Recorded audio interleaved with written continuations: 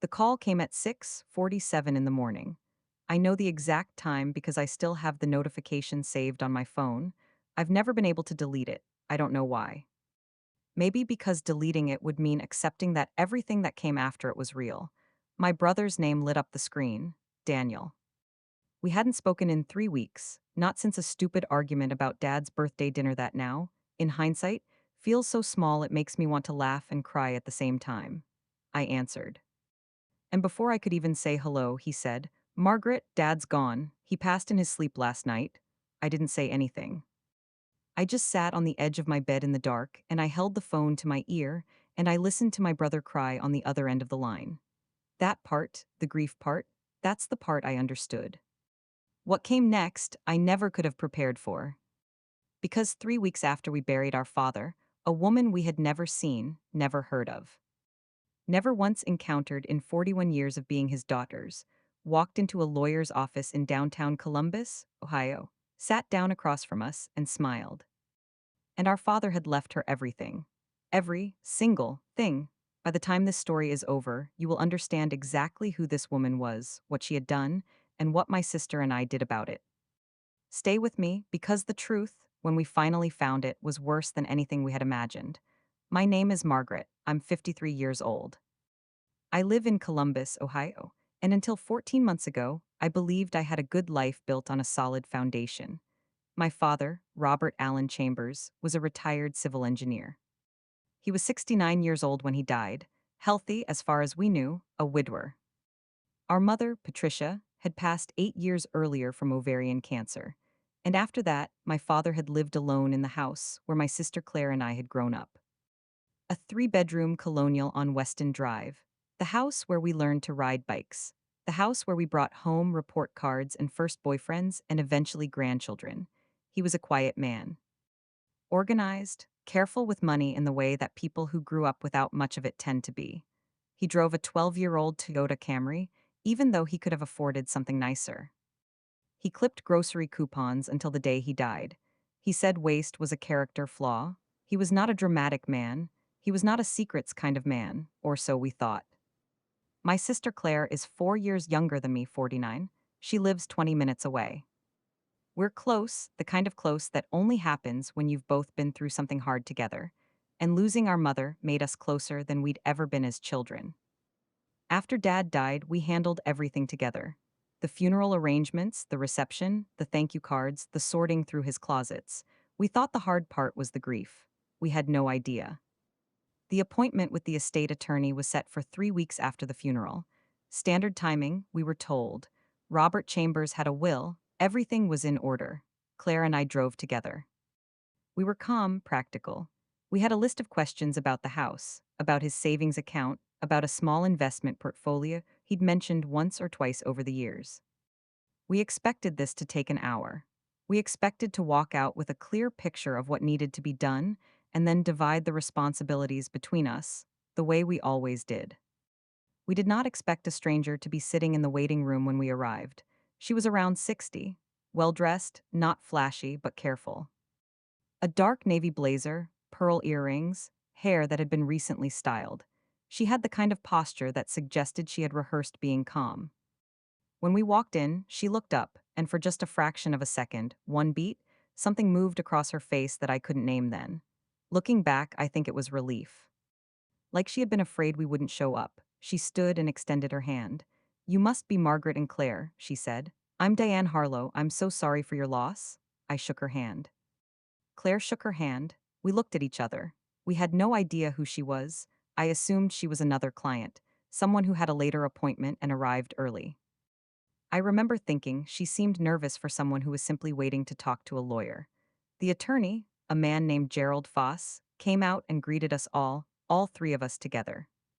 He held the door open to the conference room as though we were all expected, as though this was one appointment, not two. That's when the first cold drop of something wrong settled in my stomach. We sat down. Gerald Foss opened a manila folder.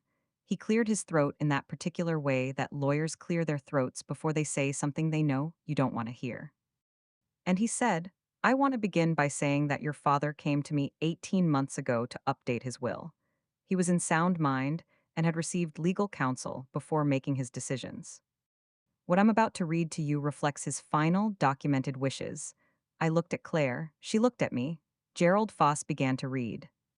The house on Weston Drive, our childhood home, was to be transferred to Diane Harlow. The savings account, which held just over $240,000, to Diane Harlow. The investment portfolio, valued at approximately $112,000, to Diane Harlow. The 2011 Toyota Camry, to Diane Harlow. The contents of the home, including all furniture, all personal effects, and all items of sentimental or monetary value, to Diane Harlow. To his daughters Margaret and Claire, Robert Allen Chambers had left a single line. I love you both. I'm sorry I wasn't stronger. That was it. That was all. I remember the room going very quiet. Not silent the way a room goes silent when nothing is happening. Silent the way a room goes silent right after something shatters. Claire made a sound next to me that I had never heard her make before. A small, sharp intake of breath like she'd been punched. I turned to look at Diane Harlow. She was looking at the table. She would not meet my eyes. And that refusal to look at me told me everything I needed to know. Whatever this was, she knew exactly what she had done to get here. Gerald Foss was still talking. Something about timelines and property transfer procedures and our right to contest. I couldn't hear him properly. There was a sound like rushing water in my ears. Claire stood up, she said very quietly and very clearly. Who are you? Diane Harlow looked up then, and she said, your father and I were very close. I cared for him deeply. I hope one day you'll understand. Cared for him deeply. We had never heard her name, not once. Not in a phone call, not in a card on the mantel, not in a passing mention over Sunday dinner. For the 2 years we had been visiting our father regularly after our mother died, bringing casseroles, watching football, helping him with the gutters in October. She had never existed. And now she had everything. We left that office with nothing but questions. But I want you to understand, the questions we were asking that day were the small ones, the surface ones. We thought we were trying to figure out who Diane Harlow was. We had no idea yet what she had done to become her. Claire and I sat in my car in the parking lot for 40 minutes. We didn't cry, not yet. We were too stunned for tears. Tears come when you've processed something enough to feel it. We hadn't processed anything. The first thing I said, finally, was, he was updating the will 18 months ago. That means he did this while he was still coming to Claire's house for Christmas. While he was still calling me every Sunday. Claire said, he knew what he was doing and he never said a word. We didn't understand yet. We thought this was a betrayal by our father. We thought the enemy was the man we had buried 3 weeks ago. We were grieving him and angry at him simultaneously, and the combination felt like something that should not exist inside one human chest. I was wrong about where the betrayal lived. But I wouldn't know that for another 3 weeks. I am, by profession, an accounts manager. I am not a detective. I am not a lawyer. I am a 53-year-old woman who is very good at organizing spreadsheets and tracking down discrepancies in financial records. That last part turned out to be relevant. In the 2 weeks after the attorneys' meeting, Claire and I hired our own lawyer, a woman named Sheila Park who specialized in estate disputes, and we began the process of contesting the will. Sheila told us our odds were not good. Contesting a will requires proving incapacity or undue influence, and Robert Chambers had been examined by a physician 6 months before his death who had declared him cognitively sound. But Sheila also said something that stuck with me. She said, if there was undue influence, there will be a trail. There is always a trail. It just takes someone patient enough to look. I am, if nothing else, patient. I started with what I knew, Diane Harlow, the name, I searched it. There were several women by that name in Ohio, which is not a small state. I narrowed it by age. She appeared to be in her late 50s or early 60s. I searched public records, property records, court filings, and then I found something. There was a civil lawsuit filed in Franklin County, Ohio, 8 years ago. The plaintiff was a man named Gerald Whitmore, age 74. The defendant was a woman named Diane Harlow, age 52 at the time of filing. The lawsuit alleged elder financial abuse. It alleged that Diane Harlow had developed a close personal relationship with Gerald Whitmore following the death of his wife, had convinced him to update his estate documents in her favor, and had received property and funds estimated at over $300,000. The case had been settled out of court. I sat back from my laptop. It was 11:30 at night. The house was quiet. My husband David was asleep upstairs. And I sat there in the blue light of my computer screen and I read that lawsuit 3 times. She had done it before. I called Claire. She picked up on the first ring. I think she hadn't been sleeping either. I said, "Claire, this isn't the first time she's done this." A long silence. Then, "How many times?" I didn't know yet, but I was going to find out. Over the next 10 days, Claire and I, with Sheila Park's guidance, began building what Sheila called a pattern of behavior file. What we found was this: Gerald Whitmore was not the only one. 4 years before our father, there had been a man named Thomas Crater, 71 years old, widower, retired schoolteacher from Westerville, Ohio, a suburb of Columbus, 23 minutes from the house on Weston Drive. Thomas Crater had died, leaving most of his estate to a woman named Diane Harlow. That case had not gone to court. Thomas Crater had no children. His only living relative, a niece named Sandra, had received a small bequest, $10,000, and had not contested it, possibly because she didn't know there was anything to contest. We found Sandra Crater through public records and a little bit of luck and a lot of time on the internet. Claire called her.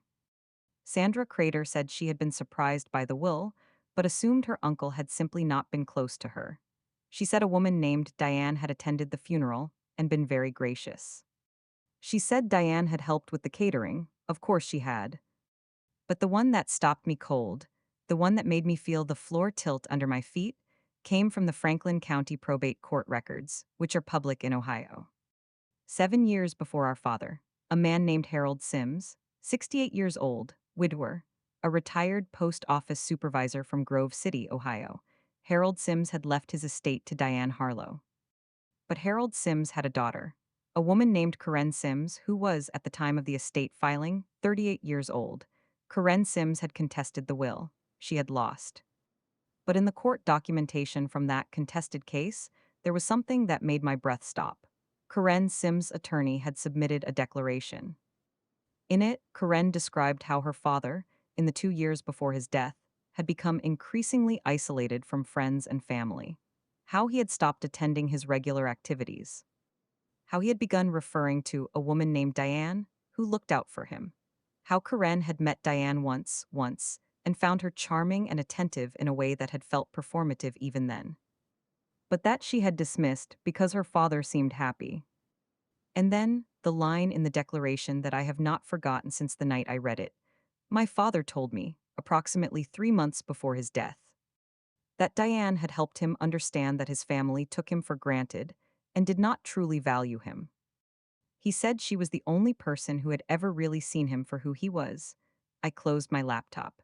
I sat in the dark for a long time, because I understood now what Diane Harlow was. I understood the specific shape of what she did.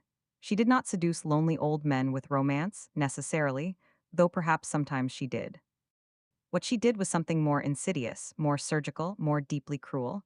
She found widowers who were grieving, men who missed their wives, men who had spent decades being cared for and were now, in their late 60s and early 70s, learning to be alone. Men who were proud and did not want to burden their children and so said, "I'm fine, I'm managing," on Sunday phone calls, even when they weren't fine, even when they weren't managing. And she gave them something their families, busy, distracted, guilty about not visiting more, had forgotten to give them. She made them feel seen. And then, carefully, slowly, patiently, she turned that feeling into a wedge. She whispered to them that their children were obligated, not loving, that their visits were duty, not affection, that their family saw them as a burden. She curated their loneliness until it was pointed directly at the people who loved them. And then, when the isolation was complete, when the man had been slowly, gently, deliberately separated from his own judgment, she picked up the phone and called a lawyer. My father had been lonely. I knew that. I had known it and I had told myself he was fine, because it was easier than sitting with how much I missed my mother, and how complicated grief gets when you have a full life and a busy schedule and a house of your own. Diane Harlow had found that loneliness, and she had used it like a tool. That night, I understood something that changed the entire nature of what I intended to do next. This was not a grief story.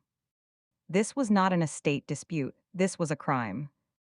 A systematic, repeated, deliberate crime against vulnerable men who had done nothing wrong except miss their wives and feel, in their quietest moments, like they might be disappearing.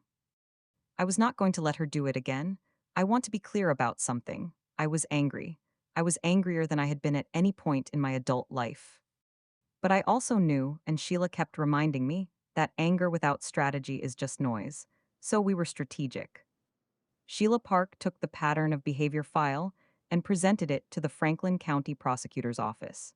She contacted the attorney who had represented Karen Sims in the Harold Sims case. She reached out to the niece of Thomas Crater. She built a picture, documented, dated, sourced of Diane Harlow's conduct across at least 3 confirmed estates, spanning approximately 12 years. The prosecutor's office opened an investigation. That felt like progress. That felt like something. But here is the thing about legal processes, they are slow.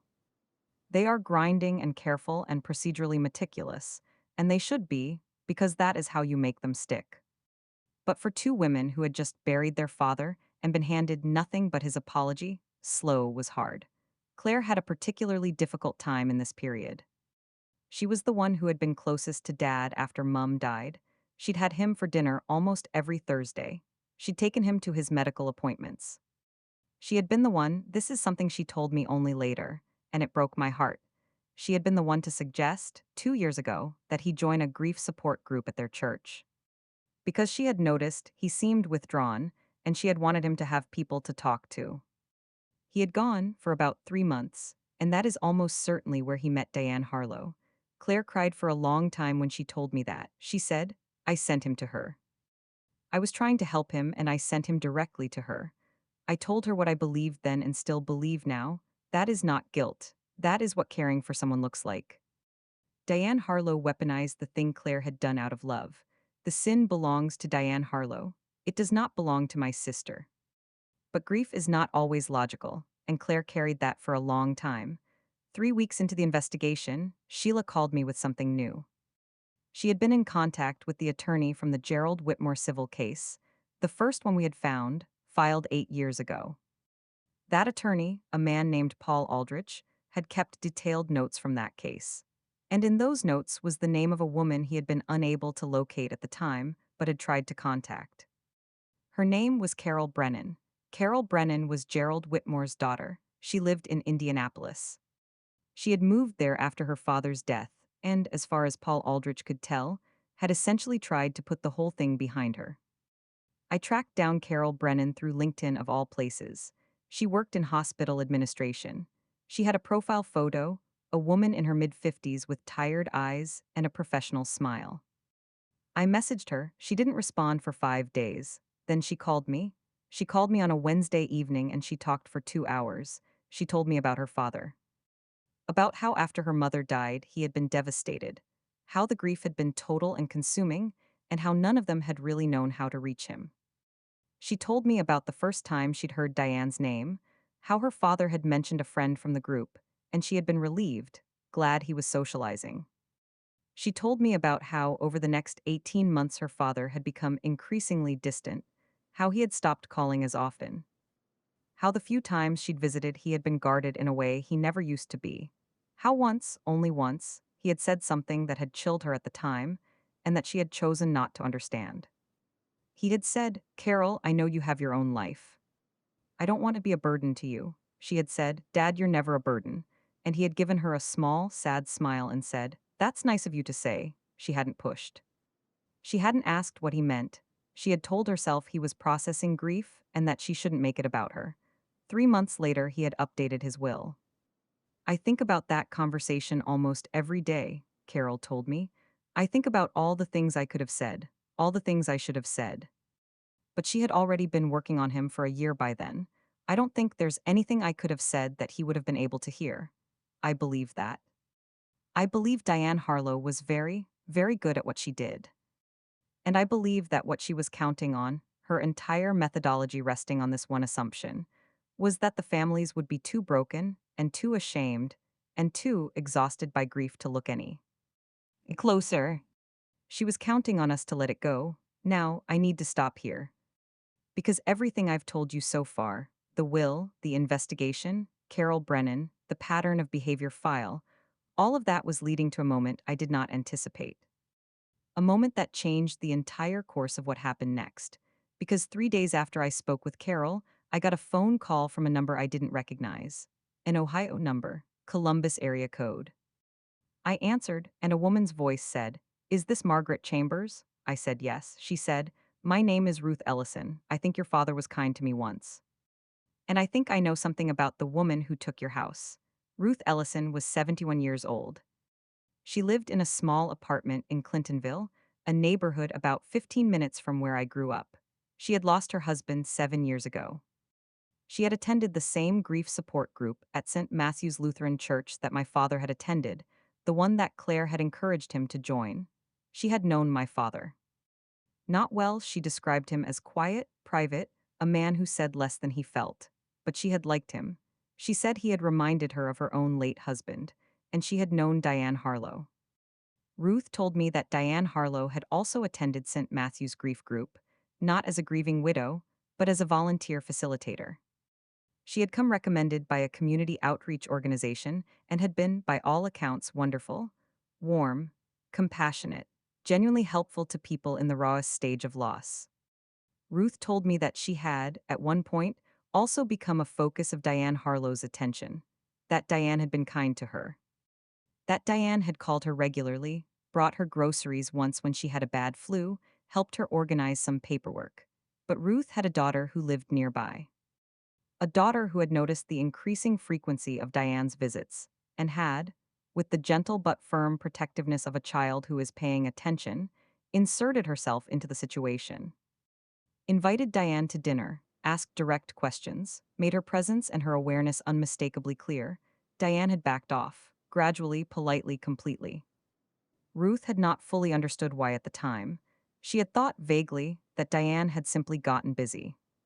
But then Robert Chambers had died, and a neighbor had mentioned, the way neighbors do, that Robert's girls had been left nothing by their father. And Ruth had put things together. She had called me because she thought I deserved to know that Diane Harlow had been present in that grief group for years. That she had been there not because she was grieving, but because she was hunting. Ruth gave me the name of the community outreach organization that had recommended Diane to St. Matthew's.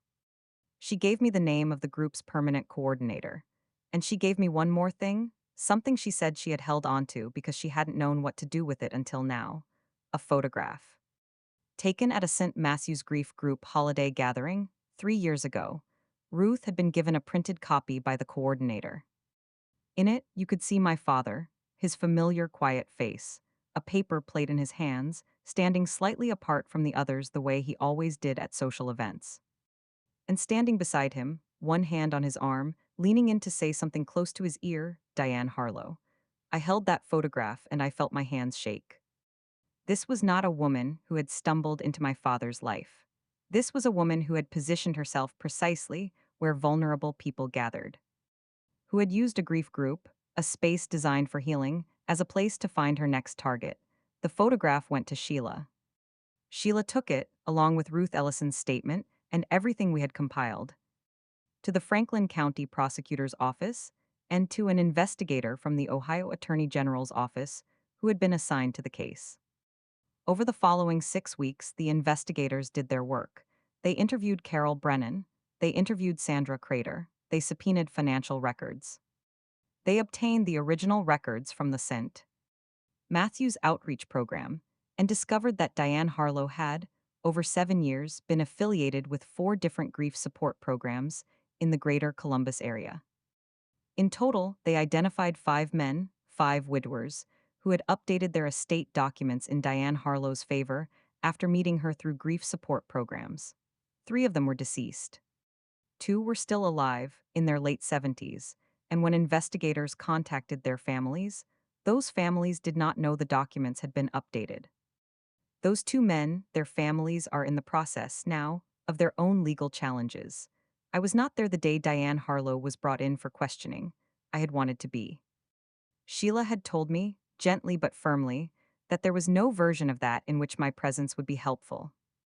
But I was told later by someone whose job it was to be in that room, that when the investigator placed the full file on the table in front of Diane Harlow, the photographs, the timelines, the 5 names, the documented pattern across 12 years, she had looked at it for a long moment.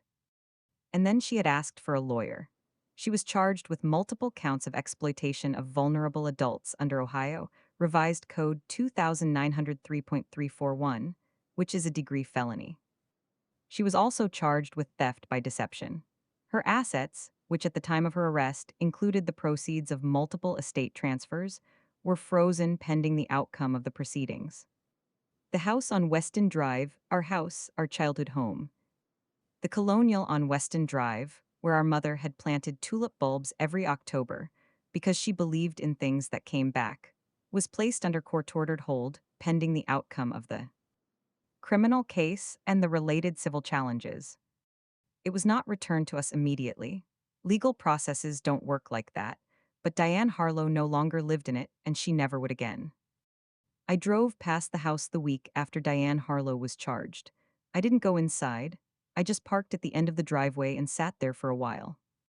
The tulip bulbs our mother had planted the last October, before she got sick, were still in the side garden. They'd come up the previous spring. I had seen them, driving by once just after Dad died, and I'd thought, at least someone is tending the garden. At least Dad is taking care of the tulips. It hadn't been Dad, it had been her. I don't know what to do with that. I don't know how to hold the image of Diane Harlow tending my dead mother's tulip bulbs. Whether she did it out of habit or strategy or something in between, something that blurs the line between calculation and a vestigial human impulse toward care. Maybe she was not entirely without something like feeling. Maybe she had started, in each of these relationships, from a place that was not entirely monstrous, and then the money had metastasized whatever it was into something it was never supposed to become. I don't know, I may never know, but I know this: the tulips came up again the following spring. They always come up again. Diane Harlow entered a plea agreement 9 months after her arrest. She pleaded guilty to 2 counts of exploitation of vulnerable adults and 1 count of theft by deception. She was sentenced to 4 years in an Ohio correctional facility and ordered to make restitution, though the assets, distributed across 12 years and multiple transactions, will never be fully recovered. The house on Weston Drive was returned to Claire and me through a civil proceeding that took 11 months and cost us more in legal fees than I want to think about. We sold it 6 months ago. It was the right thing to do, neither of us could live in it, and keeping it would have meant maintaining a wound instead of closing one. We split the proceeds. We each kept one thing from the house. Claire kept the kitchen table, scratched pine with a wobble in the left front leg that Dad had always meant to fix and never did. She put it in her dining room. She says it makes her feel like he's still there, slightly, in the most domestic possible way. I kept the photograph, the one Ruth Ellison gave me. The one with my father standing slightly apart from the group, paper plate in hand, and Diane Harlow leaning toward him. I kept it because I want to remember that I looked. Because I want to remember that, when the easy thing was to be too tired, and too sad, and too overwhelmed to dig any further, we dug anyway. I kept it for the 2 men still living, the ones who are still fighting to reclaim what she took from them, so I don't forget they exist. And I kept it, I think, honestly, because I kept waiting for my father's face in that photo to tell me something, to give me something I could use. Some signal about what he knew or didn't know, what he chose or didn't choose, whether he was a victim or a participant, or, the hardest thing to accept, somewhere in the ambiguous middle, where most human beings actually live. He looks the way he always looked: quiet, private, a little separate from the room. I think he was lonely in a way he never learned to say out loud. I think he was proud in the way men of his generation are often proud, meaning he carried things alone rather than put them on other people. I think Diane Harlow found that pride and that loneliness, and she used them against him with great skill. I have mostly stopped being angry at him. I am working on it every day. Claire and I talk about this sometimes, about what we should have done differently, whether more Sunday calls would have changed anything, whether we should have asked harder questions when he seemed distant, whether love, applied more consistently, is a thing that can compete with a woman who made his loneliness her profession. I don't think guilt is useful here, but I don't think it's entirely escapable either. What I have come to believe over the 14 months since that 6:47 a.m. phone call is that the loneliness of older people is something we have decided, as a culture, not to look at directly. It's easier not to. There are so many demands on so many of us. And they don't always ask for help in ways we recognize as asking. Diane Harlow found that gap between what our parents need and what we manage to give. And she crawled into it and she made it work for her for 12 years. She couldn't have done that if the gap hadn't existed. I don't say that to punish the families involved. I say it because I think it's true. And I think truth, even when it's uncomfortable, is more useful than a story where the villain is the only person responsible. So here is what I want to ask you, and I genuinely want to know, please tell me in the comments. If you had been in that lawyer's office, if you had sat across from a stranger who had been left everything, and you had nothing in your hands but your father's apology, what would you have done? Would you have walked away? Would you have fought? Would you have needed to know why before you could decide? Because I asked myself that question for a long time before I figured out the answer. The answer was, it doesn't matter why. It matters that it was wrong, and it matters that someone said so. If this story affected you, if you have a parent or a grandparent who is aging and alone in ways you maybe haven't fully looked at yet, please share this video with someone who should hear it. And if you want to know about the two men who are still fighting, the ones whose families didn't know until we started digging, that story is coming next. It is, if anything, harder than this one. Thank you for staying with me all the way to the end. I know it wasn't easy. It wasn't easy to live either. But some things deserve to be seen.